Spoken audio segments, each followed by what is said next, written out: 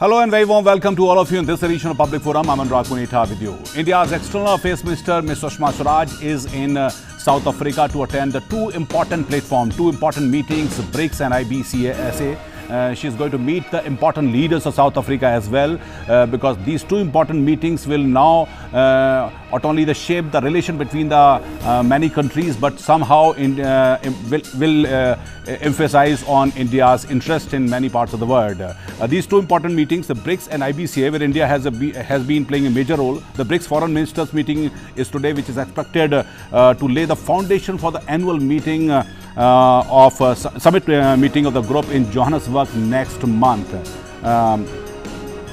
She will also chair a meeting of the foreign ministers of IBSA, India, Brazil, South Africa, another bloc working to deepen coordination among the three countries on major global issues.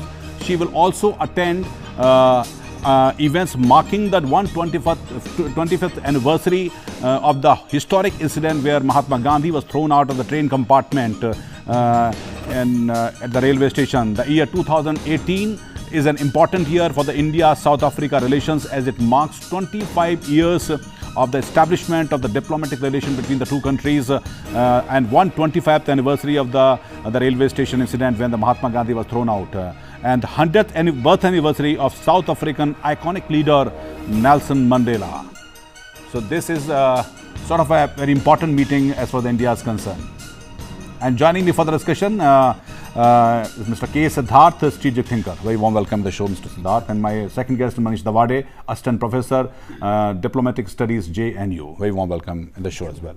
Your understanding about this meeting, this visit especially, and when both the nations have sort of a respect for one another. But India's Africa policy over the past few decades has oscillated between, what you call passive or reluctant or sometimes engaging. So how do you see this visit and the relation between India and South Africa? I'm going to see this entire visit in two contexts. One of them is in the context of the world geopolitical scenario, and another one is going to be vis-a-vis African countries. With respect to the world geopolitical scenario, the condition has been that India has been cozying up with Russia, because Russia and China have been forming a nexus. India went on to make a visit to Indonesia, essentially for the purpose of wooing the Indonesians towards themselves in light of OBOR and the uncertainties arising out of it. The third has been India also may intend to make an informal visit to China so as to engage them more on any other terms, on a soft power terms, rather than on a pure strategic terms of pure tactical terms of. You're talking about the informal visit by Mr. Modi to China first, and then secondly to Russia. So all of these go on to form a good background. Of course, it may not have been deliberately done, but then it has been positioned in that manner. That has been one. Second has been when the CPEC has been going to be implemented, and that goes on to be on ground, China-Pakistan economic corridor, that will going to allow the Chinese to have a wide access to Africa. So that is largely because the Persian Gulf will going to open for them, Red Sea will going to open for them, and at the same time, Africa will going to become almost like another territory for the Chinese. India needs to strengthen its ties in African countries for the purpose of mitigating the effects of China. That's one part. Second is India will go on to require in future to reposition its population to other countries as well, of course Africa as well, so that it goes on to get redistributed and not so many people going to live. India's relationship with other countries goes on to be equally significant. That is going to be an avowed aim, although it is not going to be said. The third part is most of the resources in India is going to be getting exhausted, and Africa is still a vast reservoir of resources in this case. The fourth part is of course Chinese have been making inroads into Africa infrastructurally speaking. So that is where they are going to be strong buying ports, occupying ports. But the role India can go to play, it is going to be in three terms. One of them is going to be in soft power terms. Indian films are very, very popular in Africa, and that way India can go to engage the whole of African countries. Of course, BRICS is going to be one of these forms. The second is in forms of education. Most of these African countries are lagging behind in any type of a formal, informal education and literacy.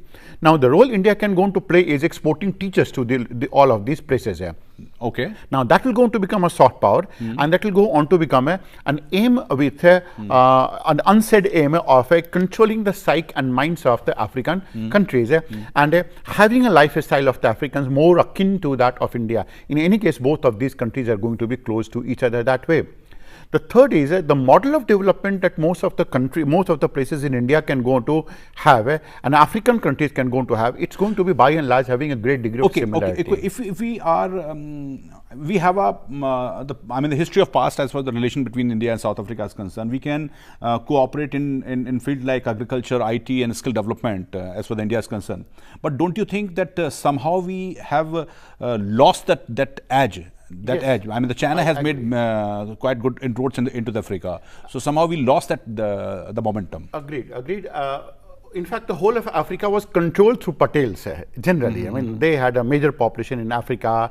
You can imagine that is they used to be the major population in Uganda as well, till Idi Amin went on to throw them out of it, and Tanzania went on to had this gesture, and for that purpose Julius Nyerere was rewarded this award as well. So that has been there. But what we are going to be talking about is that as far as the cooperation level is concerned between India and South Africa, then this can go on to range from anything you can go on to imagine, including you can go on to export your bauxites, raw bauxites to a power surplus South Africa, which will go on to get it processed, smelted, and for that purpose Brazil will go on to have a major market. We are very rich in terms of raw bauxites in form of East Coast bauxite. Now this is a possibility that we have not been able to explore, and that is one part that is waiting to be explored of sorts in this case. Okay. Mr. Siddhartha, as far as the BRICS is concerned, I mean, this is gaining the ground and India is giving a lot of importance, but two major players in the BRICS, India and China, are not in the good terms, though both the nations are trying to bury the hatchet. I mean, recently Mr. Modi has gone on informal visit. But many contentious issues like border, Tibet, South China Sea, Dalai Lama, CPAC, especially in the recent time, the CPAC has been the sore point as with India is concerned. Do you think that despite all these tussles and let's say issues, both the nations can work in tandem to engage more economically to strengthen the economy of both the nations? They have to. They don't have an option. As we're going to say, in politics, there are only permanent interests, there are no permanent friends here. India may be engaging China in an enmity-like manner on the border in the form of skirmishes and on Doklam and also in Kashmir and Tibet and other places. But it has to engage China economically and in a forum elsewhere in the whole of the world. That is a compulsion that is bound to be there. Now, whether the hatchet is going to be buried or not, that's a bilateral aspect between India and China. This has not affected BRICS even with respect to the previous summit also that took place in China, where in the guise of meeting Prime Minister Modi, what Xi did was that he went on to withdraw from Doklam so that the meeting at least goes on to take place. That means the strategic considerations in economic terms are far more significant than the tactical part of winning a war or not. They may have gone on to win the war, but ultimately they would have both been a loser strategically speaking. That's one part. Second part is both of these countries stand to gain by being together in international forum, largely because they have the whole of the world's market to capture, and both of them going to be having a relative strength in this case. The third part is, and we are not talking about the bilateral issues at all, because in such type of international forums, bilateral issues don't go to mar the discussion, they don't go to spoil the discussion of sorts. The third part is, there are a lot of complementary areas between India and China. For example, China may not be able to do so well in education, India will be able to do so well in education. Both of them going to know their relative strengths and weaknesses in this case. Chinese are going to be very, very good in terms of infrastructure development. Now, just going to take the case of African countries, India's model is that they will go to develop in African countries and they will go to use the local labor, while Chinese will go to export their labor to that country, prepare the infrastructure and bring everything back to their own country. Now, these are the two types of development models that go on to go. And this is what exactly Prime Minister Modi also emphasized when he was in Jakarta, that is, the world goes on to offer a big amount of space for both of these players, and that there is no need to have any type of a contentious issue between both of them, and that both of these countries stand to gain by being in cooperation rather than by being in conflict. Two competing economies, I mean the China and India, let's say that if not the competing economy, the China is already the major power as far the economy is concerned. We are competing with the China. When the two competing economies are fighting for, let's say, same pie, will it not create the hostility or the let's say the enmity? So. I'll let you know. So it's not exactly so in African countries, largely because the infrastructure part is going to be taken care by US and China. Now they are inimical to develop the infrastructure, because if they're going to develop let's say if US develops the infrastructure in African countries, then chances are that things will be produced in Africa, but they will be with Indian labor. That means the entire of the manufacturing will go to India. That's why US is skeptical in this case. Supposing if African countries cannot go to export their raw materials to either China or even to United States, because United States as the market is saturated. China has its own hands completely full. They are going to be doing it so. The only place they are going to be exporting is going to be India. So there are going to be a lot of a complementary interest these African countries going to have. Education is another part. Entertainment is going to be another part. Indian entertainment can go to adapt to it. The Chinese don't go on to wield a soft power status as much as Indians go on to do in that place. That's another part of it. So maybe that is India and China can go on to have a competing interest in some of the places, like let's say Djibouti. In Djibouti, Chinese have gone to make a port. India went on to go to Oman for that purpose. That means they have both of their interests in trying to control the Red Sea. But somehow area. we are trying to do, we are matching with the Chinese the move. I mean, we are doing it afterthought. What the China has been doing in Djibouti, in Hambantota, let's say in other parts, in Gwadar. We have missed the last 10 years. We don't need to say that. We have missed the last 10 years. And a lot of things should have been done in the last 10 years. We shouldn't have been allowed to get ourselves surrounded by Chinese in a manner that we have got ourselves surrounded. Mr. Siddhartha, this possibility of let's say alternate financial structure vis-a-vis the dollar hegemony in the world is concerned. But do you think, I mean, we have been very optimistic about the BRICS, and we talked about the significance, importance and the relevance of the BRICS. But do you see let's say the problem within the BRICS, or let's say there is a problem of all the nations involved in the BRICS? There is. For example, we talked about that is a bilateral relationship between India and China. That's not in a very good shape. The second part is, of course, Russia is winning itself away from India, right? Moving closer to that of China. It's not in the same mold as India's friend as it used to be. Of course, this was a reason that Prime Minister Modi meant to make a visit, and I don't know, it was a strategical place. But India is not worried about Russia is moving towards China. India is more worried about the Russia is moving towards Pakistan. Yes, that's right. That's right. So India, that is, Russia is not as good a friend in terms of perception, as we're going to say, as it used to be some time back. That is a Hindi Rusi bhai bhai or something. Right. And of course, there is Afghanistan, Pakistan policies, and the withdrawal of the Americans from Afghanistan, Pakistan. That means that the amount of aid that maybe Americans have been giving India essentially for the purpose of controlling Afghanistan, that has gone on to dry it out. That means there are three factors that go to have some degree of inimical interest in a smooth functioning of the BRICS. Of course, there are third or fourth factor as well, because of the competing interests. For example, oil will be one part in Angola or in Burundi or Rwanda or even in Ethiopia. That is going to be another part that will going to be conflicting interest. There will be conflicting interest between India and China? India and China. Okay. And the sea lanes of cooperation, that's SLOCs that we're going to be talking about. That is, it is in Russia, it is in China's interest that is all of those cargoes going to find themselves smoothly between Aden and Socotra and that of Malacca Strait. Now, it is in India's interest to control most of this traffic, while Chinese may be inclined to support even the periods from Ethiopia also, and as they have been doing it so. Okay. I mean, this is unsaid, but then that is going to be part of it. China had been, in a sense, in a camouflage manner, it had been supporting internecine warfare and both China and US both have been supporting it in African countries, where they have been tacitly supporting the internecine war within the African continent? It has been so. Okay. It has been, because that is going to be in their interest. If they want to control Namibian diamonds, of course they have to allow the two people to fight in that place. If they want to control Angolan oil, of course Nigeria is too big an economy. So probably what US had been doing in the Middle East, so let's say African, Chinese have started doing it. Yes, they have to do it. As we talked about in politics, it's permanent interest. There is nothing called as a friendship in politics at all.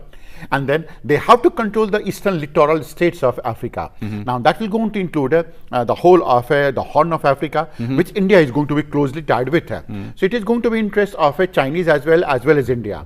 Seychelles, for example, Chinese have gone to that place. Of course, India went on to go later on in Seychelles, of course. Now, these are some of these type of conflicting interests that are going to exist. They have and to that may create a problem within the BRICS. That is okay. You bound want to to make BRICS at the moment. The current president of the WTO is Brazilian. So together they can reform the anomalies and discrimination of the IMF and the WTO. Is it in the position, the BRICS is in the position, or let's say the countries of the BRICS are in the position to somehow rectify the anomalies and the problem, the IMF and the World Bank both? I'm going to answer this question in a different manner. I mean, talking about how, to what extent the economic cooperation can go on to bring out the best of all of these countries, rather than focusing on only IMF or the World Bank, that WTO, of course. See, all of these countries have some relative advantage and disadvantage. Brazil has a huge amount of land, which it requires to use it for the purpose of agriculture development. It has 65% of world's iron ore resources, which is going to be required by India and China, both of them. Okay. South Africa is going to be surplus in power, right? That is one of them. Right, when you're going to be talking about China, they have a market, they have some amount of technology right now, where the amount of experiments that they are undergoing through with respect to artificial intelligence, they are going to be a force to reckon with in the near future. India is going to be having one of the greatest demographic dividend that we can go to know. Russia is an economy, it has not emerged up, and a lot of new technology will be required in Russia for the purpose of taking care of southern portions of the territory, where agriculture requires to be grow. Now, if all of these countries can go to pool their resources, you do not require any WTO, you don't require any World Bank. This itself will go on to become a huge international forum for cooperation to bring about the overall explosive development of all of these countries concerned. Okay.